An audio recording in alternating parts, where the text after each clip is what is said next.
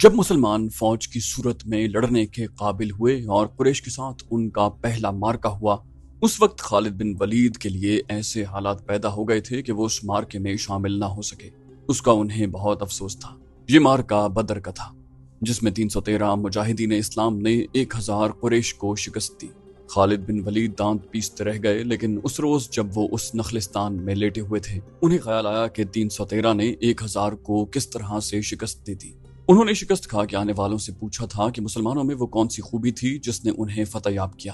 خالد بن ولید اٹھ بیٹھے اور انگلی سے ریت پر بدر کے میدان کے خد و خال بنا کر قریش اور مسلمانوں کی پوزیشنیں اور مارکے کے دوران دونوں کی چالوں کی لکیریں بنانے لگے۔ باپ نے انہیں فن حرب و ضرب کا ماہر بنا دیا تھا۔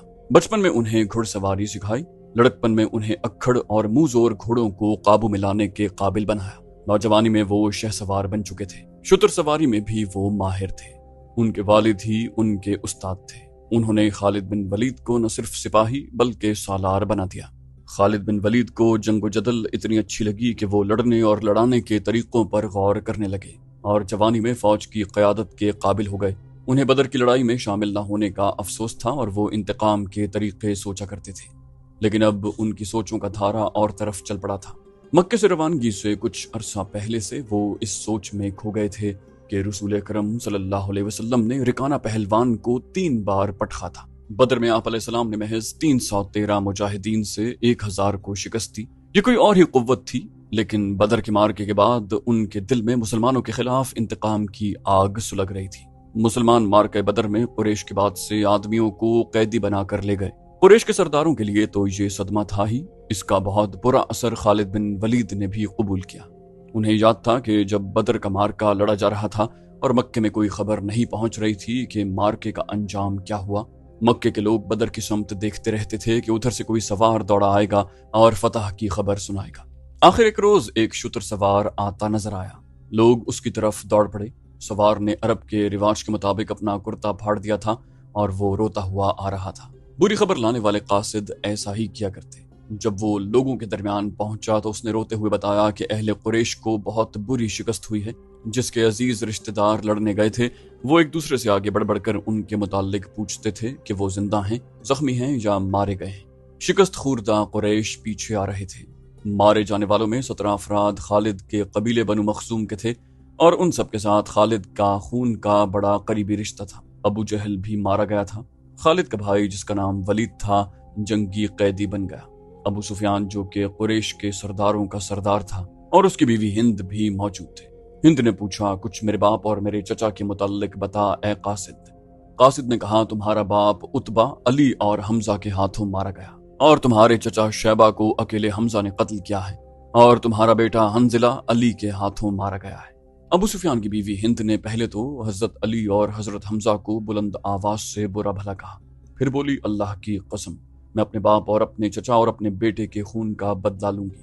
ابو سفیان پر خاموشی طاری تھی۔ خالد بن ولید کا خون کھول رہا تھا۔ قریش کے 70 آدمی مارے گئے تھے اور جو جنگی قیدی ہوئے تھے ان کی تعداد بھی اتنی ہی تھی۔ خالد اٹھے، دری جھاڑ کر لپیٹی اور گھوڑے کی زین کے ساتھ باندھ کر سوار ہوئے اور مدینہ کی سمت چل پڑے۔ انہوں نے ذہن کو یادوں سے خالی کر دینا چاہا، لیکن ان کا ذہن مدینہ پہنچ جاتا جہاں رسول اللہ صلی اللہ علیہ وسلم تھے اور جو تبلیغ اسلام کا مرکز بن گیا تھا۔ آپ علیہ السلام کا خیال آتے ہی اس کا ذہن پیچھے چلا جاتا اور اسے وہ منظر دکھاتا جس کے خالق حضور صلی اللہ علیہ وسلم تھے۔ اس کے ذہن میں ہند کے الفاظ یاد آئے جو اس نے اپنے خاوند ابو سفیان سے کہے تھے، میں اپنے باپ اور چچا کو بھول سکتی ہوں۔ ہند نے کہا تھا، کیا میں اپنے لخت جگر حنظلہ کو بھی بھول جاؤں؟ ماں اپنے بیٹے کو کیسے بھول سکتی ہے؟ اللہ کی قسم، میں محمد کو اپنے بیٹے کا خون معاف نہیں کروں گی۔ یہ لڑائی محمد نے کروائی ہے، میں حمزہ اور علی کو نہیں بخشوں گی، وہ میرے باپ، میرے چچا اور میرے بیٹے کے قاتل ہیں۔ ابو سفیان نے کہا تھا، میرے خون کو صرف میرے بیٹے کا قتل گرما رہا ہے، مجھ پر اپنے بیٹے کے خون کا انتقام فرض ہو گیا ہے۔ میں سب سے پہلے یہ کام کروں گا کہ محمد کے خلاف زبردست فوج تیار کر کے اسے آئندہ لڑنے کے قابل نہیں چھوڑوں گا۔ مشہور مورخ اور واقع نگار واقدی لکھتا ہے کہ اگلے ہی روز ابو سفیان نے تمام سرداروں کو بلایا۔ ان میں زیادہ تعداد ان سرداروں کی تھی جو کسی نہ کسی وجہ سے جنگ بدر میں شریک نہیں ہو سکے تھے، اور ان میں سے ہر ایک کا کوئی نہ کوئی عزیز اس جنگ میں مارا گیا تھا۔ سب انتقام کا ارادہ لے کر اکٹھے ہوئے۔ کیا مجھے زیادہ باتیں کرنے کی ضرورت ہے؟ ابو سفیان نے کہا، میرا اپنا جوان بیٹا مارا گیا ہے، اگر میں انتقام نہیں لیتا تو مجھے جینے کا کوئی حق نہیں۔ سب ایک ہی بار بولنے لگے۔ وہ اس پر متفق تھے کہ مسلمانوں سے بدر کی شکست کا انتقام لیا جائے۔ خالد بن ولید نے کہا، لیکن آپ میں سے کوئی بھی اپنے گھر میں نہ بیٹھ رہے۔ بدر میں ہم صرف اس لیے ذلت میں گھرے کہ سردار گھروں میں بیٹھے رہے اور ان لوگوں کو لڑنے بھیج دیا جو قریش کی عظمت کو نہیں سمجھتے تھے۔ خالد کے چچا زاد بھائی اکرمہ جو ابو جہل کا بیٹا تھا بولا، کیا صفوان بن امیہ کے باپ کو بھی قریش کی عظمت کا خیال نہیں تھا؟ وہ برہم ہوا۔ تم کہاں تھے الولید کے بیٹے؟ ابو سفیان نے کہا، ہم یہاں ایک دوسرے سے لڑنے کے لیے اکٹھے نہیں ہوئے۔ خالد، تمہیں ایسی بات نہیں کہنی چاہیے تھی جس سے کوئی اپنی بے عزتی محسوس کرے۔ خالد بن ولید نے کہا تھا، ہم میں سے کوئی بھی عزت والا نہیں رہا، ہم سب اس وقت تک بے عزت رہیں گے جب تک ہم محمد اور اس کے چیلوں کو ہمیشہ کے لیے ختم نہیں کر دیتے۔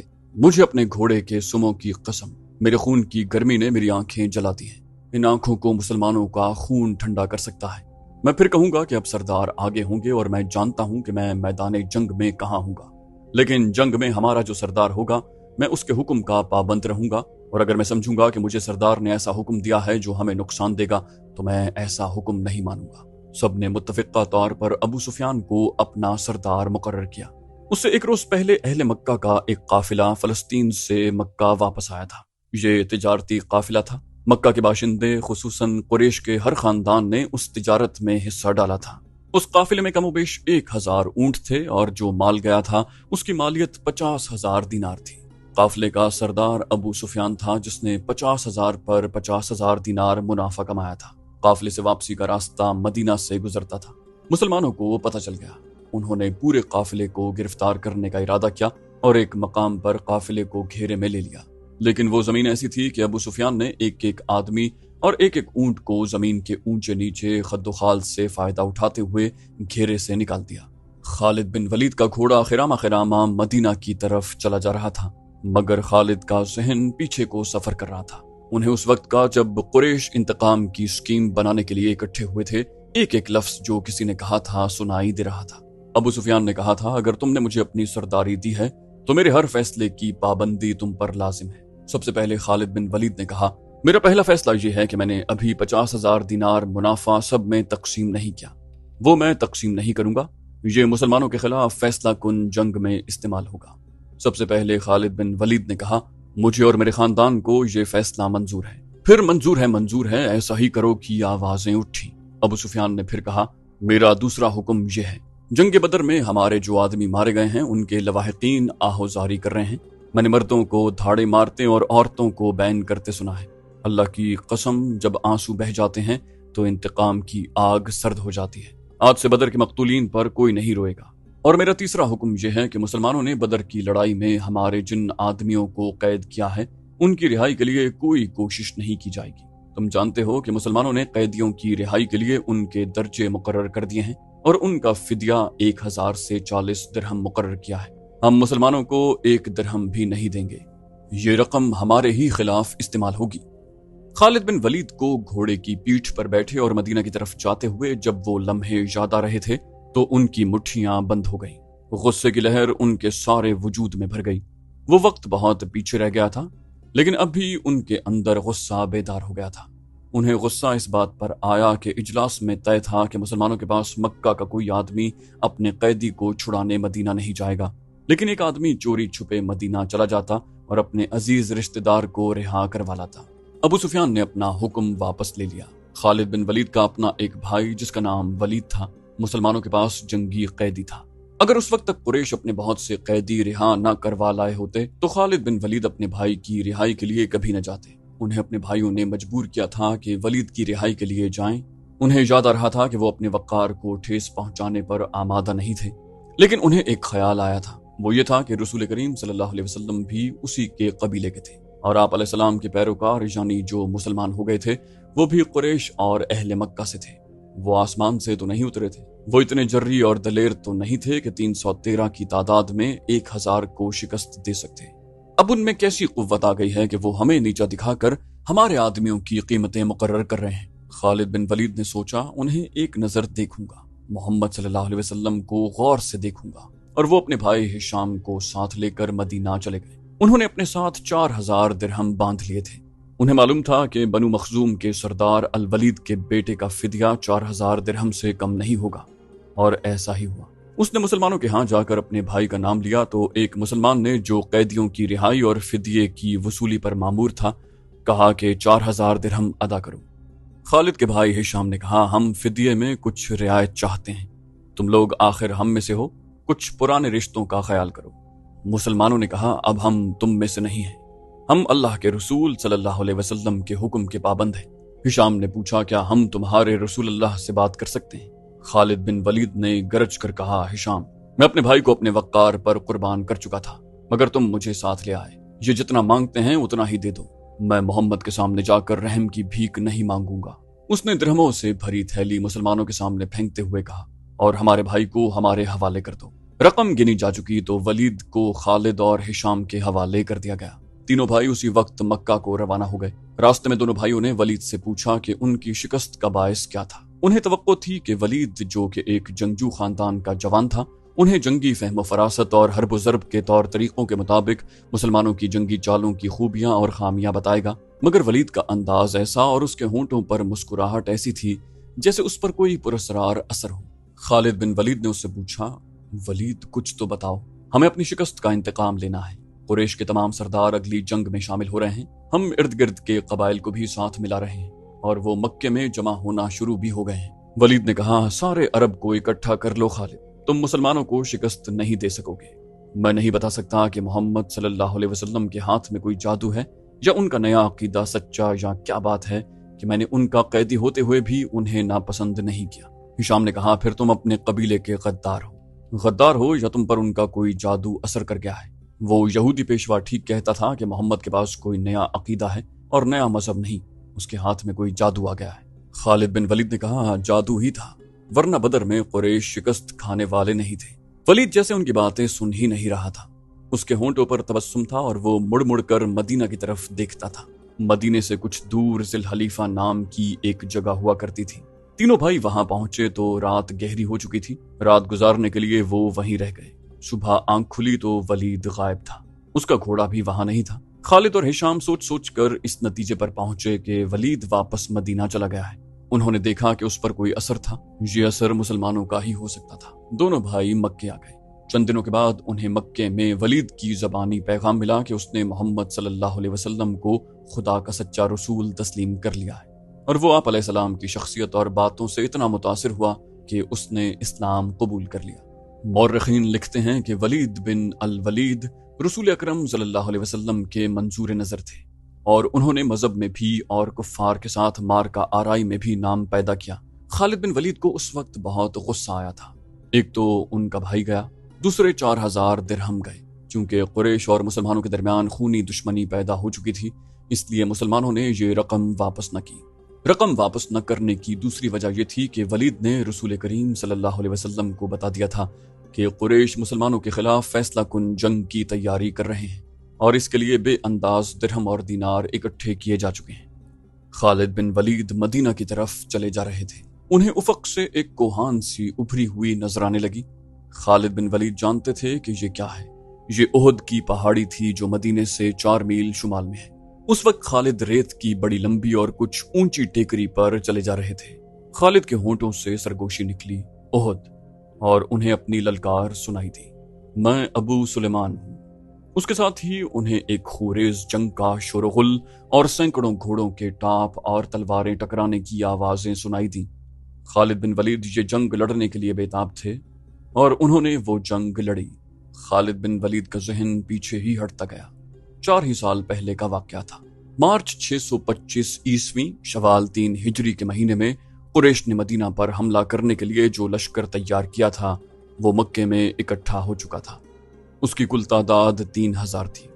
اس میں 700 افراد نے زرہ پہن رکھی تھی، گھڑ سوار 200 کے لگ بھگ تھے، اور رسد اور سامان جنگ 3000 اونٹوں پر لدا ہوا تھا۔ یہ لشکر کوچ کے لیے تیار تھا۔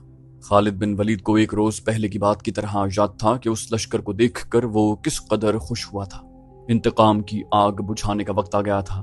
اس لشکر کا سالار اعلیٰ ابو سفیان تھا، اور خالد اس لشکر کے ایک حصے کے کمانڈر تھے۔ ان کی بہن بھی اس لشکر میں ساتھ جا رہی تھی۔ उनके अलावा 14 औरतें उस लश्कर के साथ जाने के लिए तैयार थीं। उनमें अबू सुफियान की बीवी हिंद भी थी, अमर बिन अल आस की और अबू जहल के बेटे इकरमा की बीवियां भी शामिल थीं। बाकी सब गाने बजाने वालियां थीं। सबकी आवाज में सोज था और उनके साज दफ और ढोलक थे। उन औरतों का जंग में ये काम था कि जोशीले और जज्बाती गीत गाकर सिपाहियों का हौसला बुलंद रखें और उनकी याद ताज़ा करती रहें जो जंग बदर में मारे गए थे। खालिद बिन वलीद को अफ्रीका का एक हबशी याद आया जिसका नाम वाशी बिन हर्ब था। वो कुरैश के एक सरदार जुबैर बिन मुतिम का गुलाम था। वो दराज कद और स्याहरू और ताकतवर था। उसने बर्छी मारने के फन में शोहरत हासिल की थी।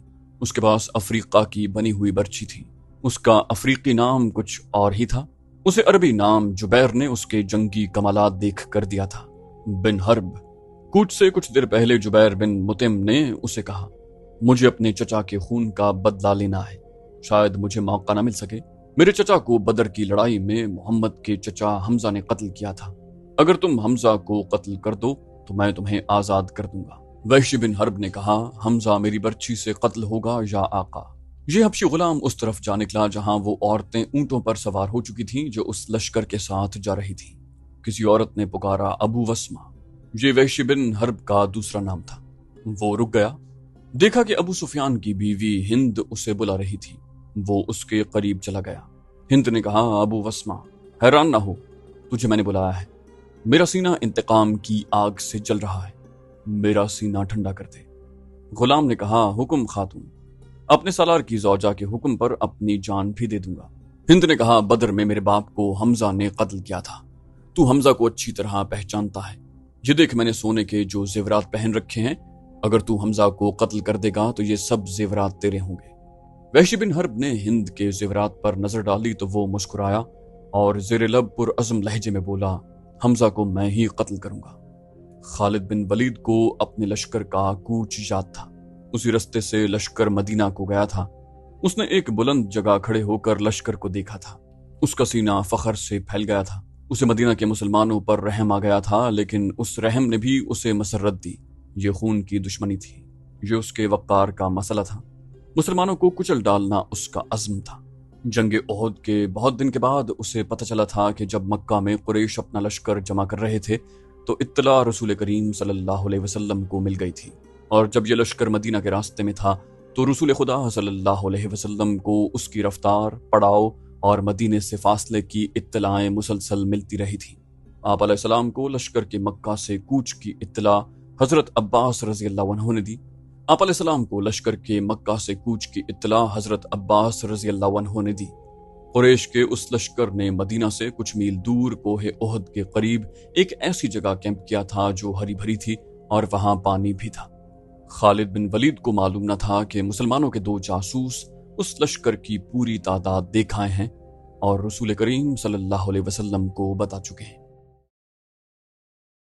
तो दोस्तों, ये थी हमारी आज की एपिसोड। उम्मीद करते हैं आपको हमारी एपिसोड पसंद आई होगी।